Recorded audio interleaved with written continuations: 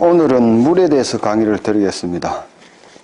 우리가 이제 물이라 그러면 굉장히 흔해서 사람들은 물에 대해서 그렇게 별다르게 생각을 안 해요. 물이 귀중하다 이런 생각들이 없단 말이에요.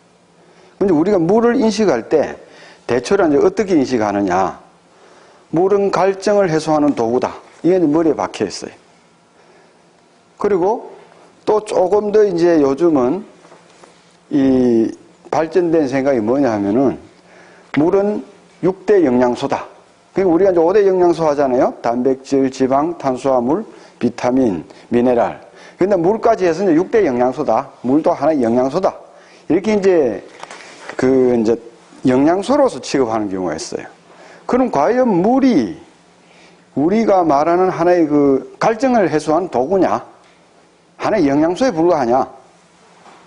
그런데 물에 대해서 우리가 연구를 해보면은 실제로 물은 갈증을 해소하는 단순한 도구가 아니고 물은 단순한 하나의 영양소로서만 그치는 게 아니다 하는 것을 알 수 있어요. 물은 바로 생명입니다. 만약에 물이 없다면 이 생명은 결코 형성될 수가 없어요. 우리가 이 하나의 이 세포가, 단세포가 어머니 자궁에 착상을 해서 약 100일 동안 약 1조 번의 이 분열을 합니다. 1조 회의 분열을 하면서 하나의 완전한 태아가 돼요.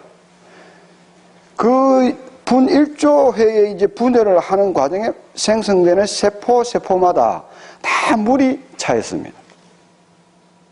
물로서 이루어진 게 세포다. 그 세포가 형성될 때 또한 물 환경 속에서 형성이 돼요. 그렇게 태어난 이 태아가 평생을 살아가는 과정에서 세포가 1년에 약 3번 정도를 교체를 시킵니다. 죽고 다시 분열해서 그 자리를 메꿔 들어가요. 그 과정 또한 물 속에서 형성되고 있어요. 그러면 이 물 자체가 바로 뭐냐면 생명 그 자체입니다. 단순한 어떤 갈증을 해소하는 도구거나 하나의 영양소가 아니다. 생명을 형성하는 그 환경이고 생명이 형성되는 그 자체다 이거죠. 즉 생명 자체는 물입니다.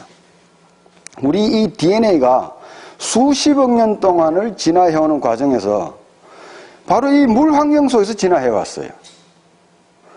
이 물의 어떤 그러한 생명을 형성하는 모든 그러한 작용력들이 물 속에 이루어졌습니다. DNA에 우리가 가지고 있는 유전인자의 기억이 물에 의해서 형성되어 있습니다. 만약에 물의 구조가 잘못된다면 우리가 가지고 있는 이 유전인자의 기억이 잘못될 수가 있어요. 그건 나중에 좀 더 제가 상세히 설명을 드리겠습니다. 그래서 우리가 물을 인식할 때 단순하게 인식할 게 아니라 이 물은 생명성이다 하는 것을 인식해 주시기 바랍니다. 그리고 우리가 현재 이 생명성을 파악하는데 모든 과학자들은 유전인자 분석에 매달려 있습니다. 그러나 유전인자를 분석한다 하더라도 물의 신비를 밝히지 않는 이상은 결코 생명의 신비는 밝힐 수가 없습니다. 이 물에서 모든 생명성이 잉태되고 만들어지고 형성되어 있는 것입니다. 그게 이제 물이 생명성인데 우리가 이제 물을 그럼 생명성을 유지하기 위해서 어떻게 마셔야 되고 어떻게 생각하고 어떻게 활용해야 되느냐 여기에 대한 상식들이 너무 없어요. 단순하게 물은 그냥 마시면 되는 것이다. 좋은 물을 마시면 된다는데 어떤 게 좋은 물인지 또 몰라요. 그래서 지금부터 이 물이 인체에 어떻게 작용을 하고 있고 또 우리가 어떤 물을 마셔야 되는지 여기에 대해서 말씀을 드리겠습니다. 우리 몸에 일단은 몸에 형성되어 있는 물의 어떤 그 성분을 물의 어떤 함량, 수분 함량을 보자면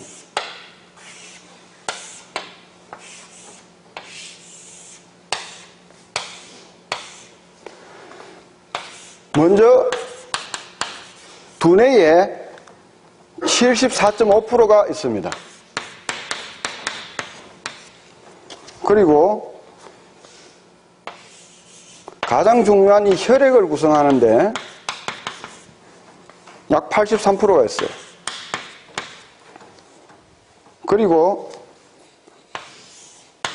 신장, 물을 가장 많이 활용하고 걸러주는 이 신장이 약 82.7%가 있어요. 그리고 우리 몸을 움직이는 근육 조직이 약 75.6%다. 그리고 이 심지어 뼈에도 22%라는 물이 있습니다. 그리고 피부에 70%가량의 물이 있어요. 우리 몸은 이렇게 물로 구성되어 있습니다. 이거 전체적으로 평균 잡으면 약 한 70%의 물로 되어 있어요. 70%가 인체 70%는 물이다. 이건 무슨 말이냐? 내가 좋은 물 환경이 좋으면 내 몸은 70% 건강해요. 그죠? 물 환경이 잘못되면 단순하게 생각하더라도 70% 나빠진다. 그렇게 보시면 돼요. 그런데 이 물이 작용하는 게 예를 들어 두뇌에 단 1%의 물만 수분만 고갈되더라도 이 두뇌는 못 견딥니다.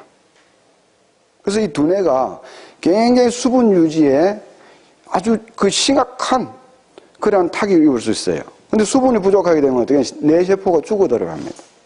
뇌세포는 다른 세포가 달라요. 한 번 죽으면 이 재생이 안 돼요. 치매가 오거나 뇌에 어떤 이런 병이 오는 것들이 수분 부족으로 해서 올 경우가 많습니다.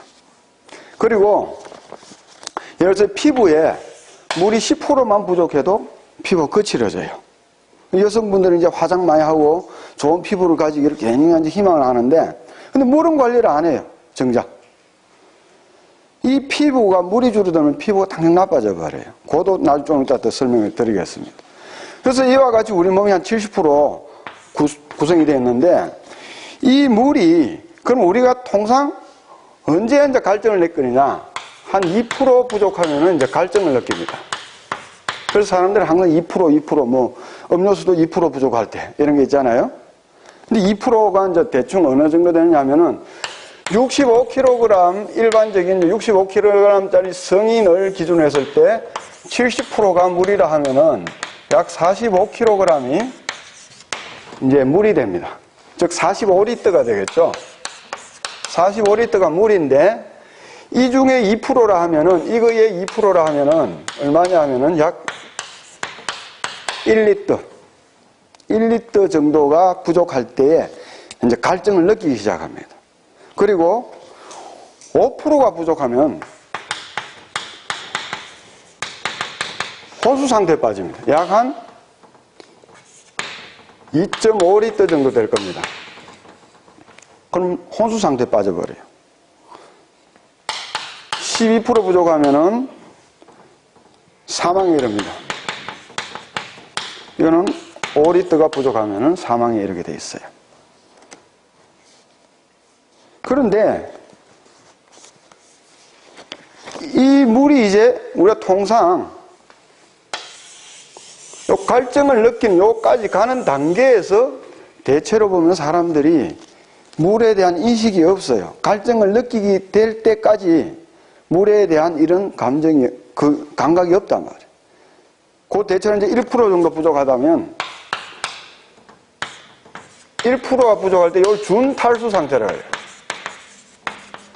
준탈수 상태에서는 목마름을 못 느낍니다. 그러면 1%하면 500ml잖아요. 500ml 정도는 내 몸에 항상 부족한 상태로 있다 이 말이에요. 목마를 때 물을 마신다면, 항상 우리는 목마를 때 물을 마십니다. 그럴 때 어떻게 하냐? 내 몸은 항상 한 500ml 정도 물은 부족 상태에 있다. 이 상태가 1년, 2년, 10년, 20년, 30년 가게 되면 어떻게 되느냐? 몸이 질병이 오거나 노화가 오게 됩니다. 그래서 이 물을 꼭 목마를 때 마시는 게 아니고 머리로 인식해서 내가 항상 습관적으로 물을 얼마나 마셔야 된다는 계산해서 마셔줘야 됩니다. 물 관리를 해야 된단 말이에요. 그것이 내 자신의 이 신체를 관리하는 방법이에요. 생명성을 유지하는 하나의 방법입니다. 이 몸에만 맡겨서는 안 돼요. 근데 이 물을 이제 우리가 안 마셔주게 되면 어떻게 되느냐? 좀 전에 이야기했듯이 노화가 오면서 질병이 오게 됩니다.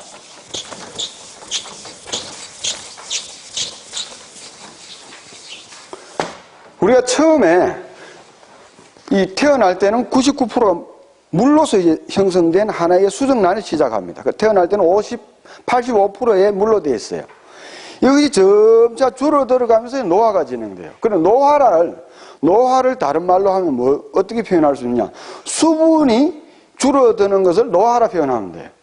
우리 몸은 왜 노화가 되느냐? 수분이 줄어들어서 그렇다.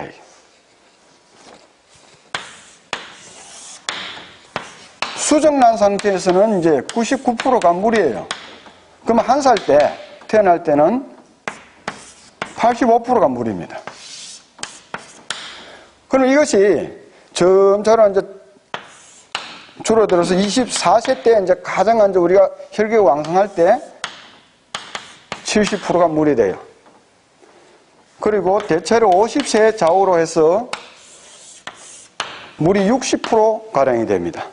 이때부터 이제 노화가 진행되어 들어간다 이렇게 보시면 돼요. 그리고 이것이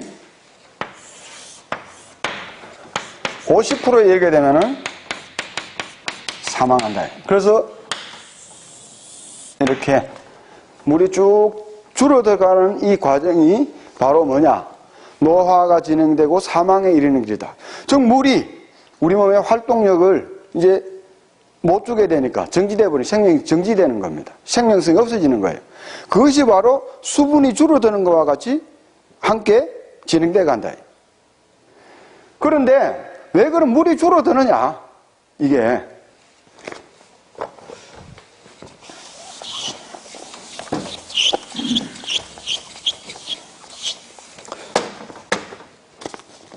우리 몸에서 이제 하루에 내가 빠져나가는 물이 있어요. 이 물이 빠져나가는 물이 있는데 호흡으로 약 0.4리터 빠져나가요. 400ml죠. 그리고 땀으로 나가는 것이 0.6리터 정도 나가요. 600ml죠. 그리고 소변으로 나가는 것이 1.5리터 정도예요.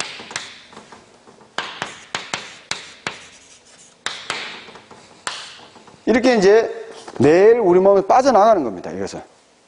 빠져나가는데 우리가 이제 물을 흡수하는 게 있잖아요. 음식물에서. 그러니까 우리가 어떤 좀 수분이 많은 채소류 이런 건 이제 흡수하면서 대체로 보면은 0.7리터, 약 한 700ml 정도가 하루에 우리가 음식으로 섭취를 합니다. 여기서 대사 과정에서 형성되는 것이 대사에서 형성되는 게 약 0.3리터, 그러니까 300ml 정도는 우리 몸속에서 생성되는 겁니다. 당분이 물로 결합되는 겁니다. 해서 약 1리터 정도는 물이 저절로 보충이 돼요. 그러면 요거는 2.5리터니까 약 1.5리터 정도를 우리가 항상 물을 마셔줘야 된다는 계산이 나오죠. 그죠? 그런데 여름 같은 때나 또 저처럼 이렇게 말을 지금 하고 있거나 이럴 때는 수분이 많이 빠져나가겠죠. 그죠? 그럴 때는 더 보충을 한 2리터까지 보충해 줘야 됩니다. 그래서 1.5리터에서 2리터까지를 일반적으로 하루의 보충량으로 잡습니다. 잡는데 대체로 우리가 이 물을 안 마셔줘요. 이렇게 강의를 하거나 강의를 듣거나 막 목이 말라요. 그때는 느낌이 와요. 근데 일반적으로 막 바쁘다 보면 그 느낌이 없어요. 근데 여기서 중요한 게 이 호흡이나 땀은 우리 몸이 컨트롤을 할 수 있는 것이 아닙니다. 저절로 자동적으로 이 주변의 조건에 따라 나가게 돼 있어요. 여름에 더우면 땀 나잖아요. 그죠? 호흡하는데 수분이 따라 나는 거 어쩔 수 없어요. 둘 수가 없어요. 이걸 뭐라 그러냐 하면은 불감 손실이라고 그래요. 이거를.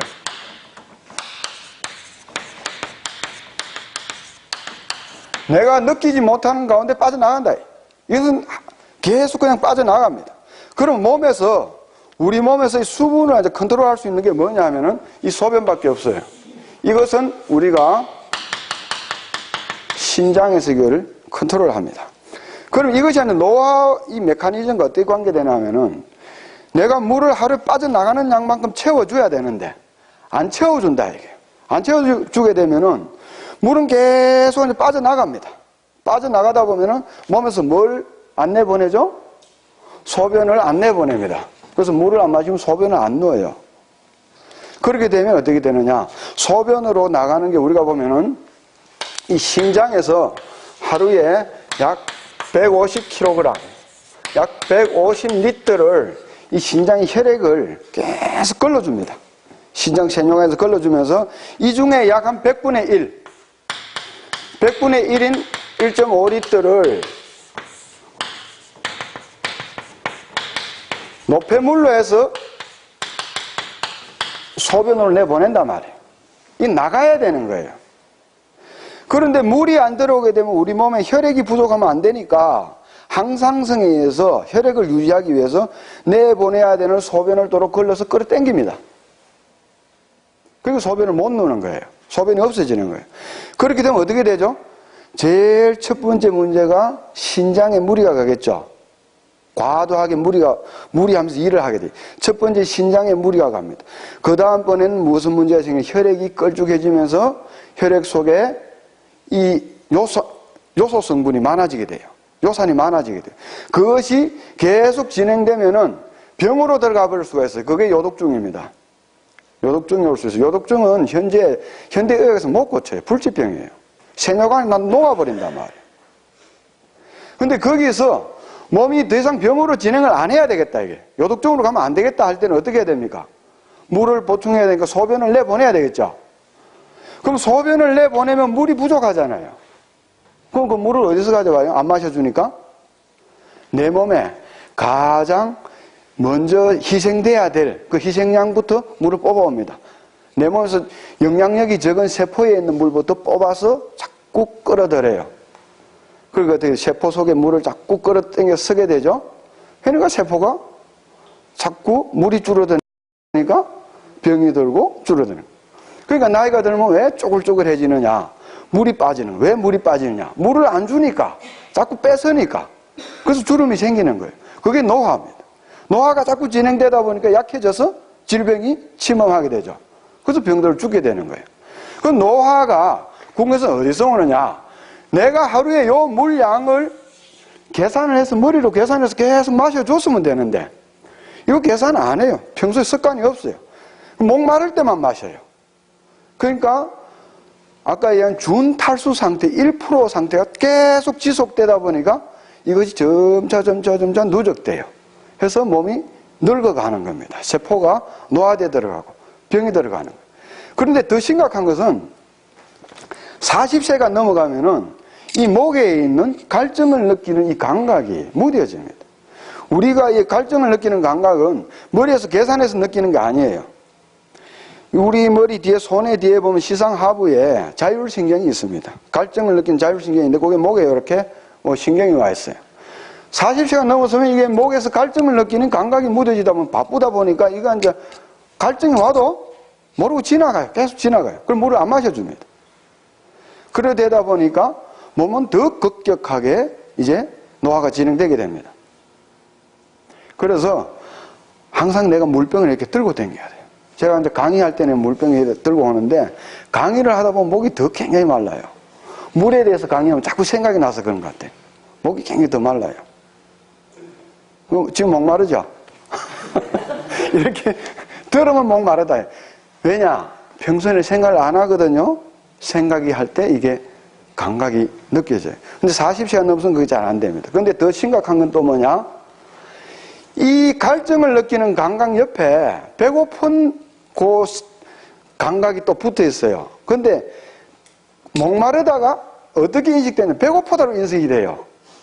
자칫하면 이게 이제 좀 교란이 오는 겁니다. 근데 목이 마른데 밥을 먹습니다. 배가 고파서. 그럼 목이 더 마르겠죠. 그래서 살은 자꾸 찌고 비만이 오는데 몸에서 물을 공급 안 해줍니다. 피는 혈액은 자꾸 더 걸쭉해집니다. 더 빨리 이 몸이 망가져 들어가요. 이와 같이 우리가 이제 한 40세가 넘어서면서부터는 물 관리를 해야 됩니다. 의도적인 물 관리를 해야 돼요. 이 의도적인 물 관리를 안 하다 보니까 몸은 급격히 노화가 진행됩니다. 그래서 대체로 50세부터 노화가 진행되는 것이 이 몸의 감각이라든지 그리고 누적된 내가 아까 1% 준탈수 상태가 누적된 상태라든지 이것이 누적되어서 이 상태가 되면은 노화가 진행되는 겁니다. 그럼 우리가 물 관리를 여기서부터 꾸준히 해나가면 이걸 유지할 수가 있다 이 말입니다. 쉽게 말하면. 그럼 노화가 진행되더라도 급격히 진행이 안 돼요. 아주 완만하게 진행시킬 수가 있습니다. 그래서 이것이 굉장히 중요한 문제인데도 불구하고 우리가 평소에 이런 물에 대한 인식이 없다 보니까 관리를 안 해서 내 몸이 늙고 병들어간다. 그래서 지금부터는 우리가 물 관리를 하자. 하루에 1.5리터에서 2리터까지를 꼭 마셔야 되겠다는 계산하에서 내가 아침에 딱 일어나면 벌써 물 2잔 마시고 물 한 통 부어가 오늘 요건 내가 마실 양이다. 정해놔야 돼요. 그래 해야만이 이 몸이 노화를 방지하고 질병을 방지할 수 있는 하나의 방법이 됩니다.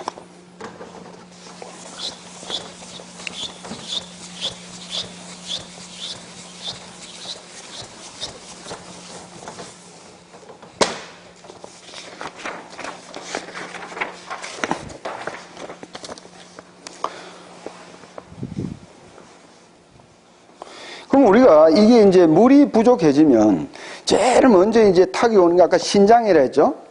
신장이 탁이 오면서 바로 직접적인 영향력이 오는 게 무엇이 영향이 오느냐? 혈액이 걸쭉해져 버립니다. 혈액의 점성이 높아져요.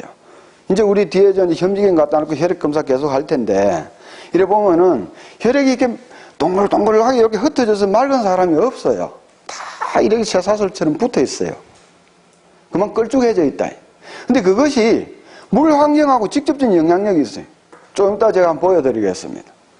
그럼 물을 우리가 정상적으로 섭취를 안 해주게 되면 혈액이 걸쭉해지면서 바로 이 질병에 바로 직결됩니다.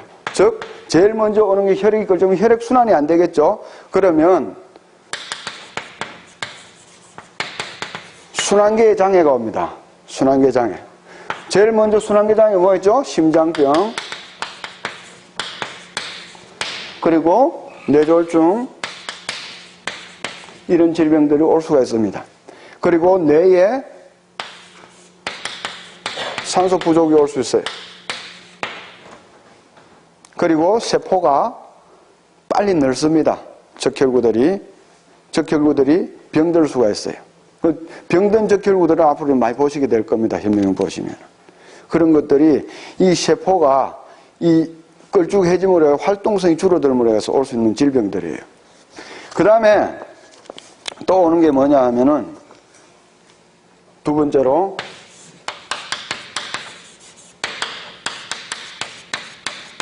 소화장애가 와요. 소화가 잘 안 돼요. 물을 적게 마시면. 이게 무슨 말이냐 하겠죠? 이게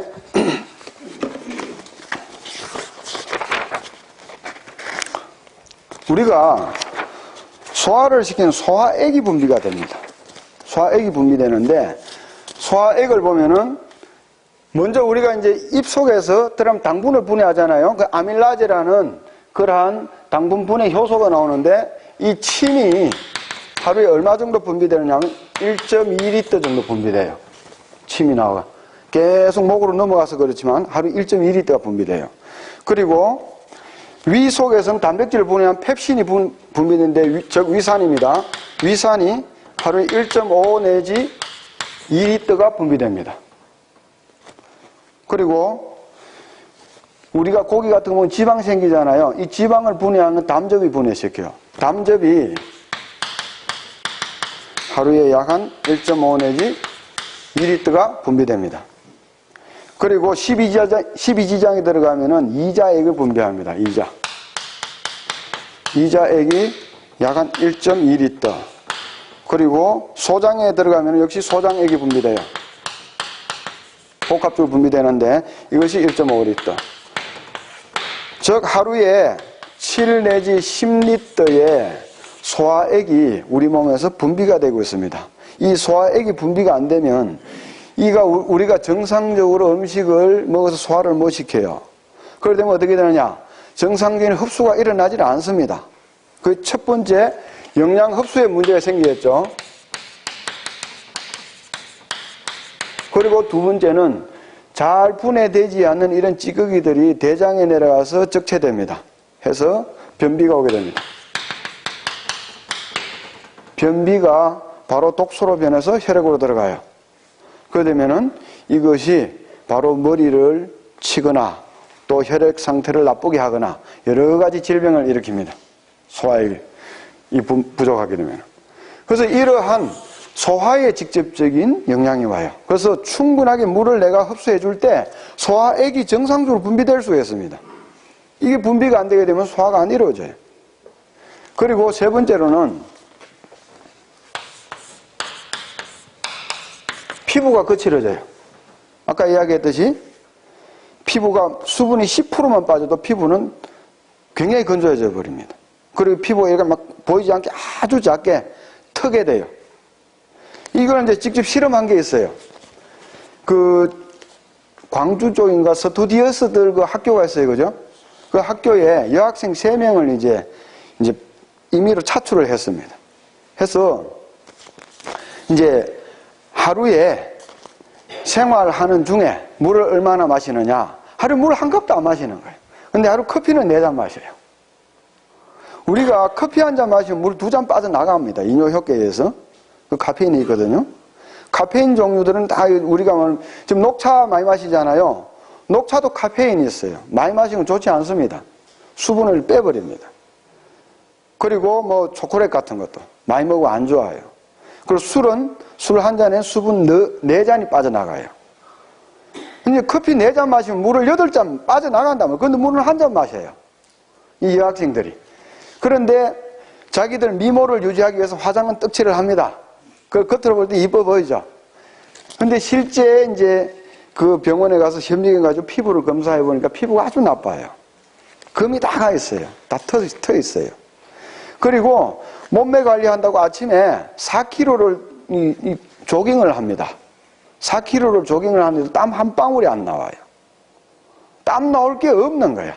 물이 없으니까.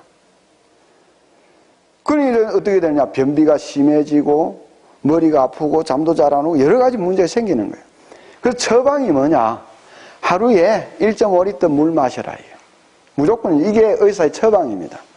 한 달 후에 다시 검사했어요. 한 달 후에 조깅을 하는데 땀이 비 오듯이 쏟아집니다. 물을 하루 1.5리터 마시니까 피부를 보니까 아주 고와져 버렸어요. 아주 이 보들보들하게 원상태로 돌아온 겁니다. 그리고 변비도 없어지고 모든 게 정상관계 돌아와요. 그것이 바로 물의 어떤 관리에 의해서 이 피부가 거칠고 피부가 아주 좋아지고 하는 것이 물에 의해서 굉장히 좌우됩니다. 근데 사람들은 피부 관리한다고 물 마실 생각 안 하고 좋은 화장품 찾아요. 화장품 아무리 좋아도 물 안 마시면 소용없습니다. 그래서 이 물은 우리가 볼 때 첫째, 혈액 상태를 좌우하고 소화 상태를 좌우하고 피부 상태를 좌우하게 됩니다. 그래서 우리가 이 물을 철저하게 관리해 줄 필요가 있어요. 그럼 이 물에 의해서 우리가 어떻게 혈액이 변하느냐. 그 이제 여기에 우리 이군학 부장이 또 아주 실험을 한 게 있어요. 굉장히 흥미롭습니다. 한번 보여드리겠습니다.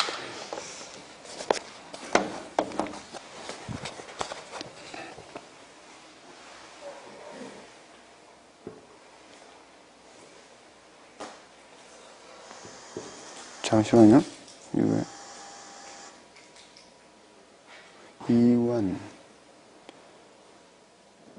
이거는 그냥 생수예요. 이완외수가 그냥 생수를 마시기 전, 물 마시기 전인데 그냥 생수, 요거는 육각수 이렇게 구분하시면 됩니다. 생수를 마시기 전에 이제 요거 이제 혈액 상태를 이제 나타낸 겁니다. 지금 현미경으로 이제 관찰한 거예요. 혈액이 어떻습니까? 다 연쇄상으로 붙어 있어요, 그죠? 굉장히 좀 점성이 높은 상태입니다. 끌쭉합니다.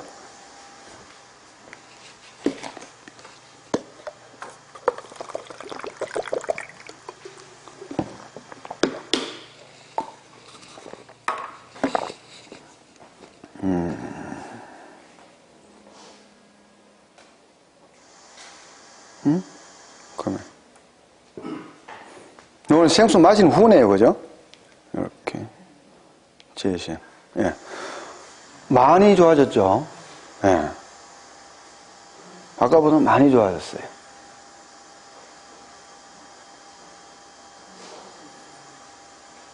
근데 이렇게 좀 뭉친 게 보입니다. 이렇게 좀 뭉쳐져 있어요.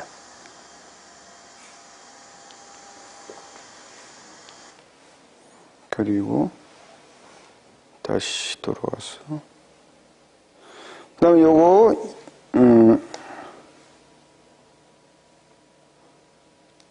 이거는 육각수입니다. 요거는 마시기 전입니다. 여전히 육각수로 마시기 전 또 이렇게 보이죠. 예. 물을 안 마시면 이렇게 되는 거예요.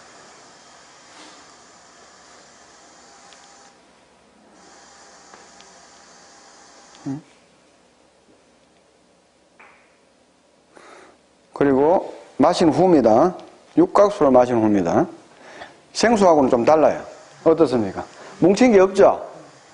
그러니까 육각수가 확실하게 이 피를 풀어주는 무슨 효과가 더 있어요. 지금 먹고 바로 먹고 10분 후.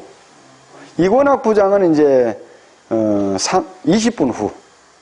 20분 후 관찰했고 이완해수는 10분 후. 그러니까 젊은 사람이 좀 더 빨라요. 흡수력이.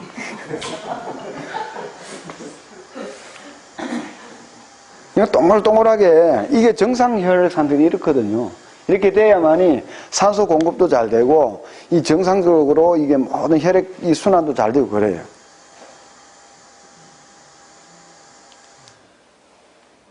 그 다음에 이제 우리 저 2부장 한번 보겠습니다.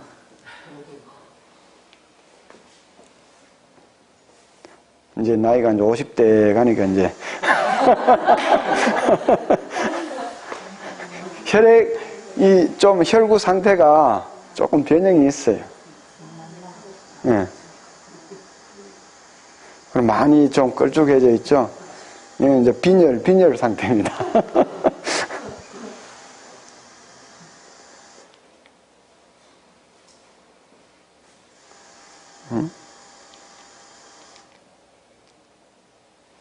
그리고 이분은 마신 후거든요. 보세요. 마시고 20분 후입니다. 육각수에. 동글동글해졌잖아요. 그러니까 이 물 마시고 20분 후가 되면 우리 혈액 상태가 어떻게 된다는 게 바로 눈으로 보이잖아요. 그러니까 물을 평소에 안 마시는 사람은 어떻게 했느냐. 계속 걸쭉한 상태로 되어 있잖아요. 물을 수시로 자주 마셔주면 혈액이 이와 같이 이제 굉장히 활발하게 움직이고 혈액 상태도 좋아지는 거예요.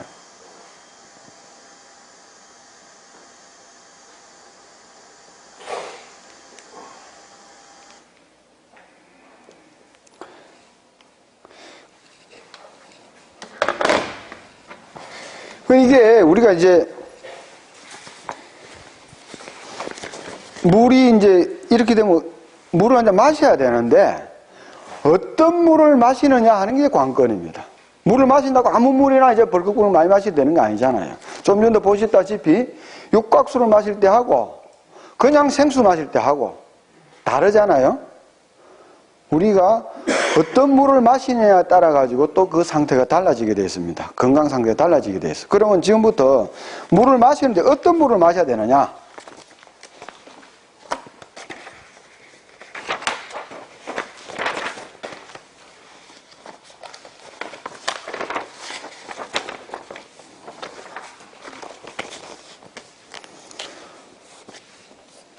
어떤 물을 마셔야 되느냐? 그럼 좋은 물을 마셔야 되는데 어떤 물이 좋은 물이냐? 좋은 물의 기준이 무엇이냐? 그죠? 좋은 물의 기준이 무엇이냐?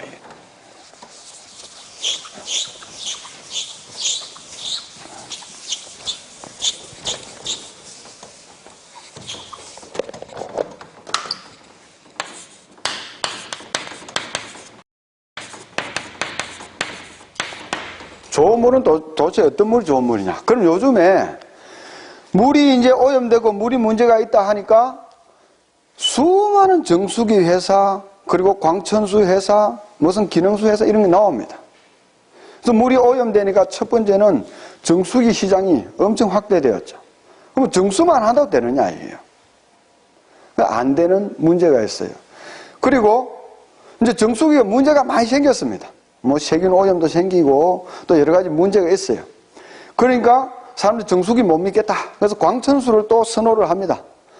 그럼 그 광천수가 다 또 괜찮으냐? 그거 우리가 알아봐야 됩니다. 무조건 광천수라고 다 좋으냐? 그거 알아봐야 된다. 그리고 요즘은 또 뭐냐? 기능수기가 나옵니다. 기능수기. 단지 정수나 이런 게 아니고 우리 몸에 어떤 특수한 이런 기능을 넣어서, 물에 특수한 기능을 넣어서 인체를 치료를 하게끔 하겠다. 이런 기능수기. 예를 들어서 전해 알칼리 수기, 예? 혹은 파이수,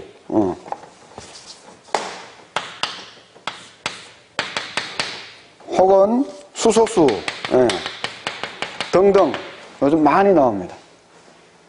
그러면 정말 이런 물들이 좋은 물이냐? 광천수, 그냥 정수에서 나온 물, 이런 물이 좋은 물이냐? 그럼 좋은 물의 기준은 무엇을 두고 봐야 되느냐 하는 거죠. 어떻게 해야 우리가 이 좋은 물을 구분할 수 있느냐? 좋은 물의 기준이 무엇이냐? 좋은 물은 한마디로 쉽게 말해서 세포가 좋아하는 물.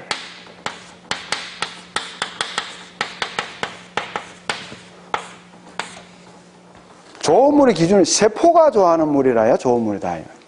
우리가 물을 거시적으로 그냥 이렇게 마시는 물이 아니고 우리 몸 자체를 형성하는 가장 기본 단위인 세포 자체가 물에서 형성됐다 했죠. 그리고 지금 현재도 물에서 생성되고 있다 했죠. 그러니까 무엇이냐? 이 세포가 가장 선호하는 그 물을 마셔줘야 됩니다. 근데 우리가 세포를 생각할 때 단순하게 우리 몸의 하나의 부품이라고 생각하는데 그렇지 않습니다. 우리 몸은 원래 형성될 때 하나의 이 전능한 세포, 이 하나의 전능한 세포가 60조개로 분열해서 형성된 겁니다. 이것이 바로 우리 현재 인체라고. 그런데 이 인체를 이루는 60조개의 세포 계계는 뭐냐? 바로 이 전능한 하나의 세포입니다. 세포 자체는 자기 혼자서 생각을 하는 생명체예요. 세포가 그냥 여러 개 연결된 하나의 부속품이 아닙니다. 세포는 자기의 독립적인 생명체입니다. 자기 생각이 있어요, 세포가. 그럼 사람들이 세포가 생각이 있다는 걸 전혀 생각을 안 합니다. 세포 자체는 독립적인 생각을 가지고 있습니다. 그래서 세포가 살아가기 위해서는 자기가 형성되는 환경 자체가 물이기 때문에 자기가 좋아하는 물을 받아들이려고 그래요. 그래서 세포가 가장 요구하는 물이 뭐냐? 그걸 알아야 됩니다. 우리 몸은 60조개의 세포로 되어 있기 때문에 이 세포가 다 건강한 세포로 이루어져 있다 하면은 이 몸은 병이 날 일이 없어요. 그래서 세포 자체가 좋아하는 물을 공급하면 세포가 건강해집니다. 그럼 병이 없어지게 되어 있어요. 그래서 어떤 물이 그러면 이 세포가 좋아하는 물이겠느냐? 이 조건을 찾으면 바로 우리가 지금 찾는 그 좋은 물이 된다. 그럼 좀 전에 우리가 이야기했던 그냥 정수한 물, 아니면 광천수, 파이수, 전해 알칼리수, 수소수, 이것이 과연 세포가 좋아하는 물이겠느냐? 그걸 한번 알아보자. 이게.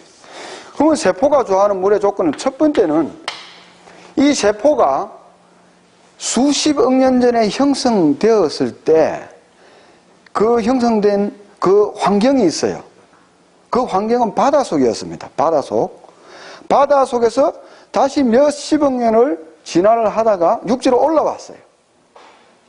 육지로 올라올 때 자기가 처음 생성된 그 환경을 가지고 올라와야 됩니다. 그래서 바닷속의 환경을 그대로 가지고 육지로 올라와요. 그것이 가장 기본 조건적으로 모체가 가진 양수부터 그렇습니다. 그리고 세포 자체가 또한 그런 바다의 환경을 가지고 있어요. 그래서 우리 몸속에는 그냥 물이 아니고 바닷물이 차 있어요. 바닷물과 똑같은 조성이 차 있어요, 이 속에. 그래서 이 세포는 첫 번째 환경 조건이 뭐냐? 아주 원시 태초의 그 바다 환경을 가지는 그런 조건을 가지고자 합니다. 그래서 이 진화해온 환경에서 계속 그걸 유지해오고자 했어요. 그래서 첫 번째는 아주 태초의 깨끗한 그 물이어야 돼요. 오염된 물은 아닐 겁니다. 첫 번째는 깨끗한 물이라 해야 돼요. 그리고 두 번째는 바다속, 태초의 바다속의 환경이 가지고 있던 그 뭐냐면 광물질, 미네랄 환경이 그대로 있어줘야 됩니다. 예를 들어서 세포가 미네랄이 하나도 없는 이 아주 정류수 속에 세포를 넣어두면 어떻게 될 것 같습니까? 죽어버립니다. 왜냐? 세포가 형성되는 모든 활동하는 이 활동 과정은 전기가 움직이고, 안에 전기가 일어나고 있어요. 이런 정류수 속에는 전기가 통하질 않아요. 그래서 세포가 바로 죽어버려요. 그래서 꼭 세포는 이 미네랄을, 자기가 원하는 미네랄이 있어줘야 됩니다. 세 번째는 적당한 산성도가 갖춰져야 됩니다. 약 알칼리성인 3.5 내지 3.35 내지 3.45에 이 pH 3.35 내지 3.45의 산성도를 가지고 있어야 돼요. 이건 좀 이따 설명을 드리겠습니다. 그리고 네 번째, 물이 구조화되어 있어야 됩니다. 즉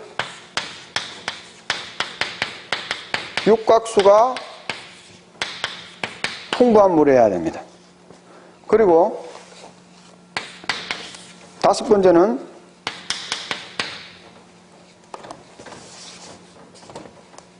용존산소가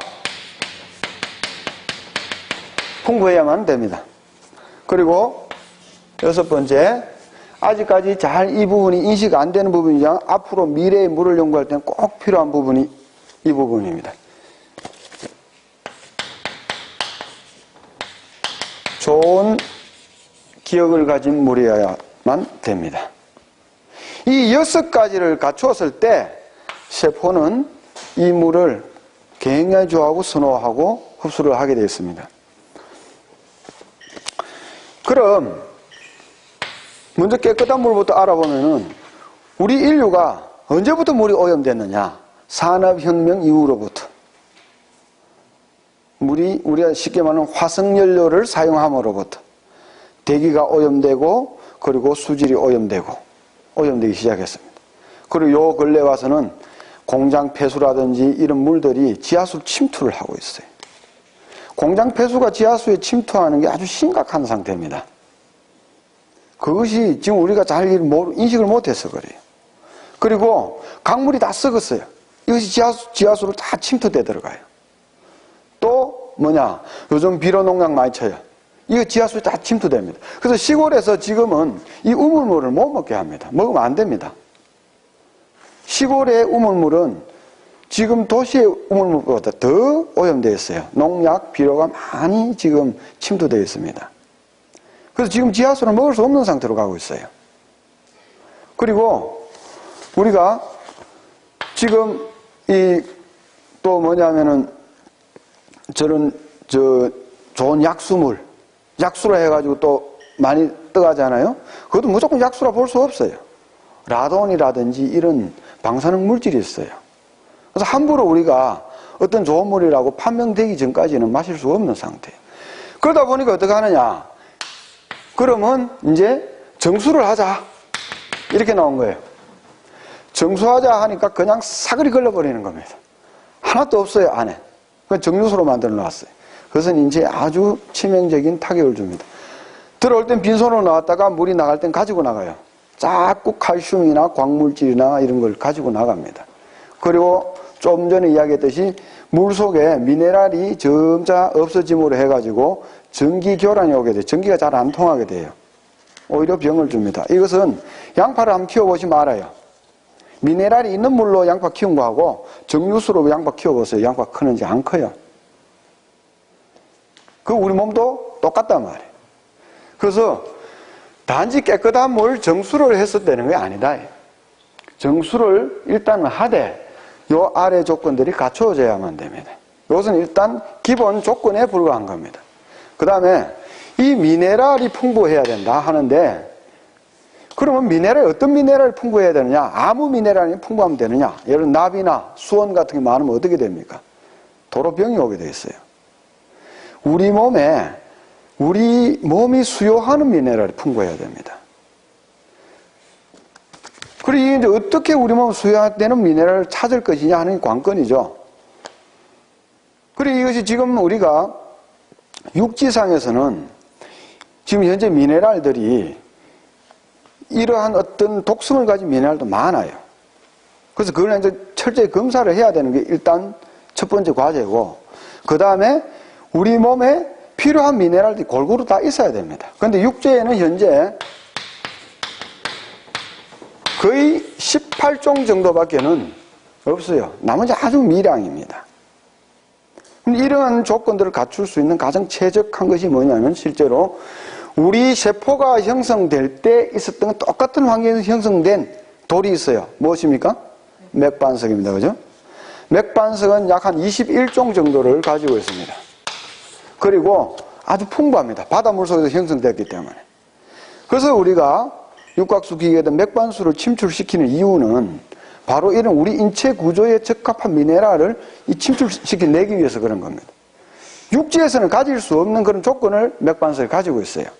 근데 육지에서 가지고 있는 지금 현재 좋은 광천수라 하는데 그 광천수들이 실제로 이제 보면은 다 이렇게 풍부하게 되어 있느냐?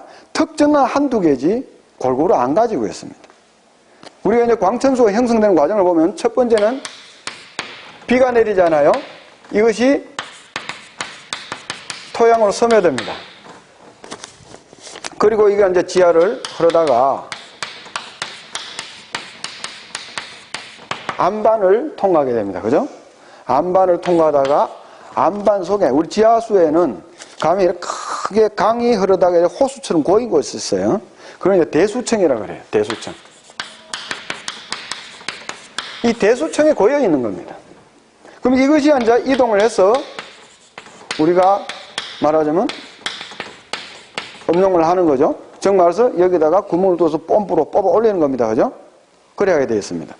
그럼 지금 요즘에 광천수 환자 선전할 때 지하 뭐 200m에서 뽑아 올렸다. 그럼 좋은 물이다. 지하 몇백 미터든 몇십 미터든 관계없습니다. 그 지하수가 흘러서 어느 안반층을 지났느냐, 이것이 최고의 관건입니다. 어느 안반층을 지났느냐. 근데 이렇게 안반층을 지나도 육지의 18종 이상은 가질 수가 없어요. 그래서 실제로 가장 좋은 어떤 조건의 물이라는 것은 우리가 21종을 가진 이 맥반석, 현재 지상에는 이 맥반석보다 좋은 이 조건을 가진 그러한 광천수가 없습니다. 이건 우리가 알고 넘어가야 됩니다. 몇백 미터 이런 거 중요한 게 아니에요. 그리고 뭐 백두산에서 뽑았다 이것도 중요한 게 아닙니다. 어떤 안반층에 어떤 성분을 통과했느냐, 그것이 우리 세포하고 어떻게 부합되느냐 이거죠.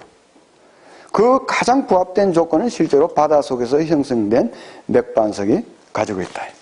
그래서 우리가 이런 미네랄을 가지고 있는 물이 세포가 좋아한다.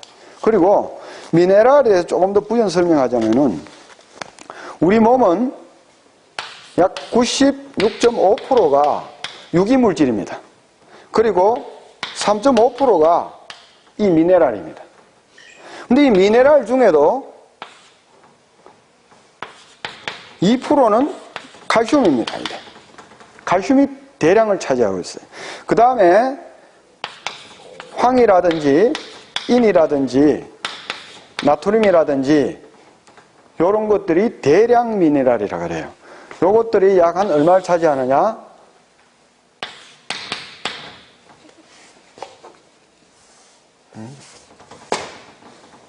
0.5%죠? 0.5%. 0.5%를 차지하는. 그럼 이제 1%가 남는데 이 1%가 약 한 여기서 이루는 대부분의 이제 이런 거 가지고 있지만 실제 우리 몸에는 한 50여 종의 아주 미량 원소들이 있어요. 그것들 이루고 있어요. 약 한 50여 종을 이루고 있습니다. 1%. 이 1%가 부족해서 사람이 질병이 옵니다. 예를 들면은, 한 가지 예를 들면은, 극산병이라는 게 있어요. 우리가 이제 영어는 쾌산병 뭐 이렇게 이야기를 합니다. 쾌산병. 근데 그게 중국의 극산지방에서 일어난 질병입니다.